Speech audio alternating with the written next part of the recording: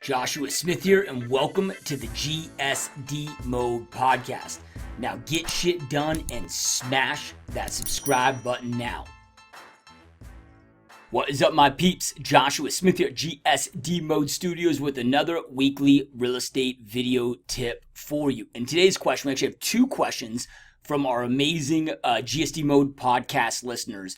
And both of these are around effectiveness of two different lead gen sources. So the first question is, are Facebook ads still effective for realtors? And then the second question happens to be around door hangers and if door hangers are more effective than door knocking. So I'm going to go deep into these two questions here on today's episode.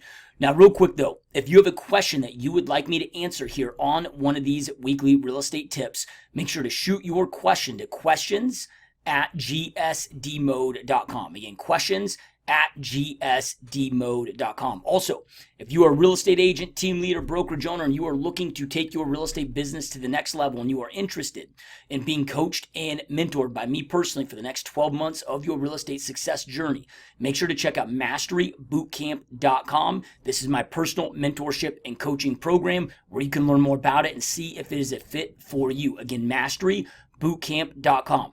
Lastly, if you are looking for the most effective and affordable website CRM system that exists in the real estate industry, in the real estate space, make sure to check out perfectstormnow.com. This is the website and CRM that I have, that my team utilizes, that it continually allows us to be one of the top teams on the planet. So again, make sure to check out perfectstormnow.com. All right, let's jump on into this. And the first question I'm going to hit on is around Facebook ads. And again, the question is, are Facebook ads still effective for realtors? Now, I'm going to go deeper into this because I want to make sure that you guys are prepared to know what it takes to have success with Facebook ads. So the short answer to your question is 100%. They are extremely effective. My main focus still today is doing Facebook ads and open houses for my real estate team. And, we sell hundreds and hundreds and hundreds of homes each and every year out of these two main lead sources. So highly effective, but you need to be prepared for what you're getting yourself into. So the first thing that I want you to understand is Facebook ads are a little bit more of a long game. Now, it's a law of averages, right? It's just how the law of averages work. You might get lucky and pop some deals out of the gate. And I'm not saying that you won't pop some deals before, 6 to 9 months into your Facebook ad journey. That can and probably will and will happen to you. However, the average Facebook lead that is in my system before that lead is ready to start working with an agent, so before they become a client, let's just say, it's 6.7 months. That doesn't mean lead to closing. The average time frame is 6.7 months. It means lead to client. So then we might have another 30, 60 days before they close from that point. So make sure, it's so important, you guys, when you're jumping into marketing, that you set the right expectations out of the gate, right? So if I'm going to invest in Facebook ads today, the first thing is, again, setting the right expectations. So I'm going to plan for it, because the question I always get with Facebook ads and a lot of other marketing is, what should I set up for a budget? All right, what can you afford to invest into for the next 6 to 9 months without expecting any type of an ROI? Hope for the best, plan for the worst. Again, you might pop some deals here and there before the 6 to 9 month mark, but it's going to take 6 to 9 months, depending on how aggressive and how good you are with your follow-up. It's going to take 6 to 9 months before you start seeing a continual return on that investment, right? So I wanted them budget. Maybe it's $100 a month. Maybe that's $500 a month. We're all at different places in our real estate journeys and have, different reserves and different, profit centers coming in inside of our business. So I'm going to allocate and budget, whether that's $100 a month, $200 a month, $1,000 a month. It's going to be different for all of us on, okay, hey, let's just use $100 a month because that's an easy number to use. Okay, I'm going to plan on $100 a month of this investment for the next 6 to 9 months. So that means that I'm okay. I can go exhaust that $900 without getting an ROI, and it's not going to break the bank, right? The reason that we gotta set these right expectations. If you've ever read Napoleon Hill, he talks about this story in Napoleon Hill's Think and Grow Rich about stopping 3 feet short of gold, right? Where this gold digger literally, had this plot of land that was, digging for gold, and got tired of digging. right? Just gave up, sold the plot of land, and the next person came in, started digging for 3 feet, and then boom, they hit the gold mine. So that is what real estate agents do over and over and over. Not all, hopefully not you, but I see. I mean, that's a huge mistake that most real estate agents make, is they don't give adequate amounts of time for things to start paying off. So we know that Facebook ads work. We know, I mean, really, every lead source out there works. Everything works, nothing doesn't. It's just our commitment to that specific lead source, right? So that sets a time frame expectation. Then from there, the other thing that's really important to understand with Facebook leads is, these are people, these are about as top of funnel of leads that you can get. So a lot of agents will look at this of quality of leads. If you want to look at it that way, it means that it's a lower quality of lead. Doesn't necessarily mean that they're low quality leads, right? But if you compare this versus an open house, somebody at an open house, it's like, dude, they've already identified the neighborhood, the area, the city, the school district, right? Now they're just trying to find the house. And they're also willing to overcome their fear of coming face to face with the salesperson, right? So they're a lot further down the process. So it doesn't mean that Facebook ads are necessarily a low quality lead. It just means they need longer time to nurture. So you got to make sure that you have your CRM set up correctly, that you're able to nurture these correctly, that you have your follow-up game dialed in, because if you don't have a strong follow-up nurture process, you're never going to convert at a high ratio with Facebook leads, or really probably any lead source, to ever make it worthwhile, right? And let me just compare this with an open house, right? Like, you can suck at follow-up and still crush it with open houses, right? You'll, of course, do much better with your open house conversions if you have a strong follow-up game. But these people that you're meeting face-to-face, because they're meeting you face-to-face, you're able to connect with them face-to-face, they're further down the pipeline. You have a much higher opportunity, whatever, to convert those people at the open house. So you could go out there and close a house a week. If you're doing an open house effectively, you can close a house a week without really having, having a very weak follow-up game, because they're further down the pipeline. Also, though, because you're getting face-to-face, you can't get away with that. Not recommending that you get away with bad follow-up with any lead source, but with something like an open house, you can get away with weak follow-up and still do well if you're really good at the open house itself. Facebook leads is not going to work that way, right? You've got to have a strong nurture follow-up. You've got to make sure that you're following up with these leads, phone calls, emails, all your drips, right? But still pounding those phones, and being patient with them, because again, you're going to get a lot of people that are, I'm just browsing. Right? They're going to be browsing for the next 6 to 9 months, right? But over that next 6 to 9 months, you're nurturing that relationship, getting people to know you, like you, trust you, be aware of what you do for a living. So once they're ready, right, they're thinking of you and hopefully go with you, and you increase your likelihood of them going with you for that. So yes, they absolutely can crush it, but it's a longer term game, and you need to set up those expectations. This is why, as I said a moment ago, we focus on, it's not that I have teammates that do a lot of different things, right? But the vast majority, their focus is Facebook leads, and we use Facebook leads to build up the pipeline for that longer term business. And then we use open houses to go out there and get that immediate now business. So I like those two lead sources, because you have one that's always building the pipe for future long-term business that you're able to nurture. And then you have the other source, the open houses, that gives you that now immediate business. That's why I like combining a long-term with an immediate source.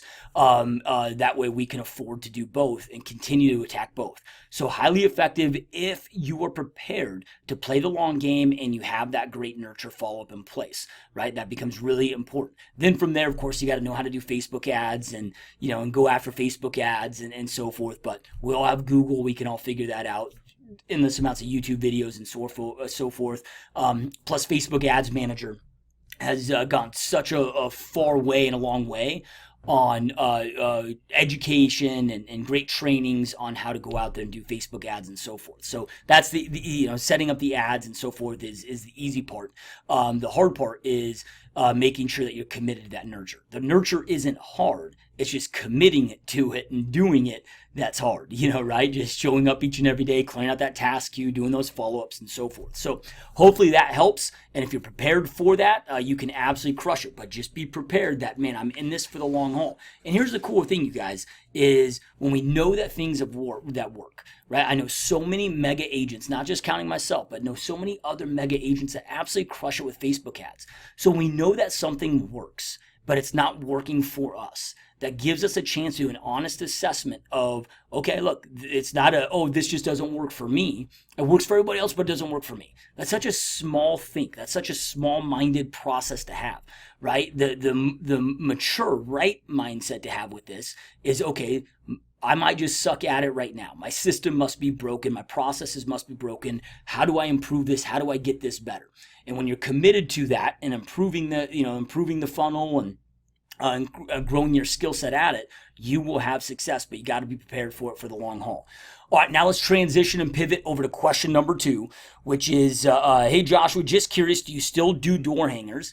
And then if yes, do you believe it's more effective than door knocking? So I'm going to answer both of these just in case somebody does want to start doing door hangers. So personally, I do not do door hangers any longer. It's not that they're not effective. It's just that we've found this combination of Facebook ads and Facebook ads and open houses to be more effective for attacking our geographical farm area. You got to think when it comes to geographical farming, that's what really real estate's all about. What is the geographic location that you want to go out there and gain market share and dominate for your real estate business?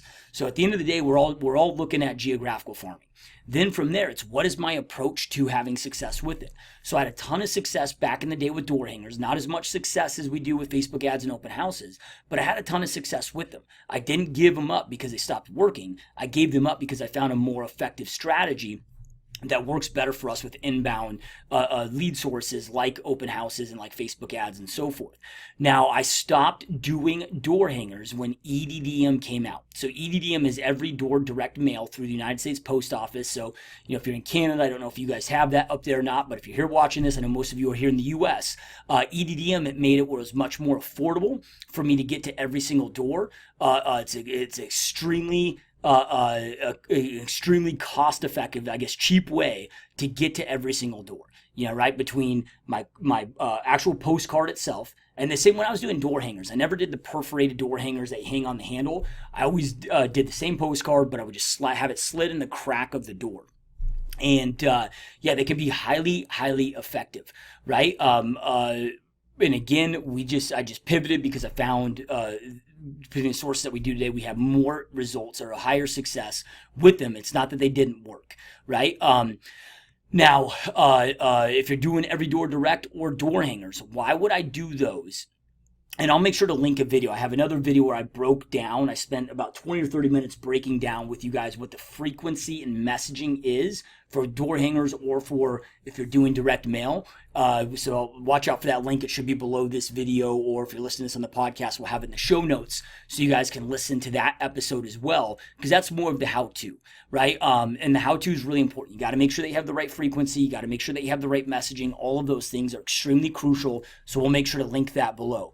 But then, are they more effective than door knocking? Right. So this is so number one, do they work? Yes. Am I doing them right now? No, but it's not because they don't work. It's just I found sources that work better for me. But then from there, once you know the frequency, messaging, all that stuff, which again, we'll have that link to that video. The next question here is, are they more effective than door knocking? And the answer to that is yes. Now, does that mean that you will have better conversions door knocking than you will with direct mail or door hangers? Probably. Right? It's just like cold calling or door knocking. Is cold calling going to be more effective? Like one of the things that I've done over the years, depending on inventory rates, I'm not right now at this moment because our inventory is so low, but when that inventory starts to increase about 3 to 4 months plus, I'll start instituting our expired mailers again. Now with our expired mailers, do I get higher conversion ratios with those mailers than I would if I were calling or door knocking those same expireds? No, right? But we get better overall results, and here's why. There's only so many doors that we can knock each and every single day, right? Where if I create a marketing machine that these door hangers, these marketing pieces are going out. It can be outsourced, right? Like you shouldn't be out there hanging in your door hangers. Maybe in the beginning, I know when I first started, I was doing mine. But then I closed my first deal, from them, saved that whole commission, reinvested that back into hiring a company that now can do those things without me. Because what I want to create is I want to create a lead generation machine where leads are always being generated and people now are coming to me without me having to trade time for money to do that work. So it allow you, the conversion ratio is going to be better? Probably not. Maybe, but probably not. However, it'll allow you to scale it at such a higher level, right? And then think about this. Because as you get an ROI in each area, you can add another area of door hangers, then add another area of door hangers. Like I got to the point where I was doing door hangers, and then it transitioned to direct mail through EDM because all the reasons I explained before. But I got it up to the point where I was doing 50,000 of those a month. How could I go door knock 50,000 homes? I can't. Right? So it comes down to a point of how much time do I have available to go out there and knock on all these doors and so forth, right? And personally, I would rather allocate my time to serving my clients, working on my business, improving my business, right? And other money-making activities than just knocking on doors or cold calling. So I want to find, and then if we look at professional businesses, right? Amateurs chase, professionals attract. Now, you could be the best person, if you're watching this, maybe the best person on the planet at cold calls. Doesn't mean that you're an amateur at that activity. I'm sure you're a pro at that activity if you're out there slaying it and crushing it. I'm speaking to businesses, amateur businesses, right? I'm guessing that person that is cold calling all day long does not have a business, right? That they have a job, and maybe it's a high-paying job, right? But it's reliant on them to continue to go out there and make that money coming in, right? You don't have a business until you get to the point where you can step out of it, step away from it, and it's operating without your direct involvement, right? So and you can continue to scale it, as I mentioned earlier, and you can invest that time into working on other things in your business, invest that time to taking on more clients and so forth, right? Where you get to a point where you're going to hit a massive capacity door knocking or massive capacity cold calling versus if you figure out effective marketing funnels where now you have people reaching out to you. And this is how you scale it, where you could be going out there going on 4 to 6 listing presentations each and every single day, right? But that makes it very difficult to scale your business to that point if you're having to knock on all those damn doors, right? So hopefully that answers your question and helps you there with it. Conversion ratios may not be as good, but how much is your time worth? Time, when people say, oh, time is money. No, that's not true, man. Time is so much more precious than money. Time is the only non-renewable resource that exists out there. I can make more money. I can't make more time. So I need to make sure that I'm allocating my time in the right way and also creating a business in such a way that I can continue to grow and scale it regardless of the time involvement that I have. So once you start getting an ROI on that, let's just say you're hitting 1,000 homes a month or 5,000 homes a month, and you get to the point where that 5,000 homes a month is making you 15 grand a month. Maybe it's popping, maybe you're hitting that 5,000 homes and you're consistently doing 3 closings a month.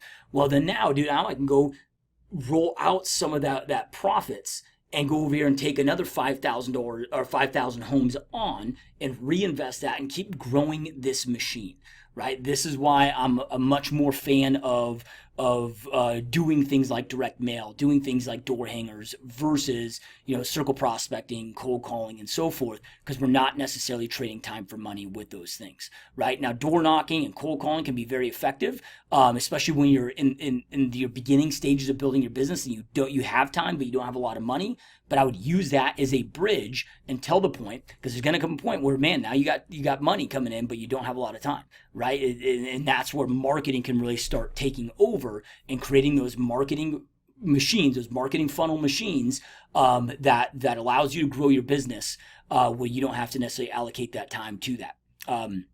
So anyway, hope that you found that helpful. If you have any follow-up questions, you can comment on this YouTube video or shoot me a email at questions@gsdmode.com. And again, if you guys have questions that you'd like me to answer here on this weekly real estate tip episode, shoot me an email at questions@gsdmode.com. All right, guys, keep up the amazing work. Keep kicking ass, and I will see you next time. Peace. I hope you enjoyed this GSD Mode podcast episode. Now make sure you get shit done and smash that subscribe button now.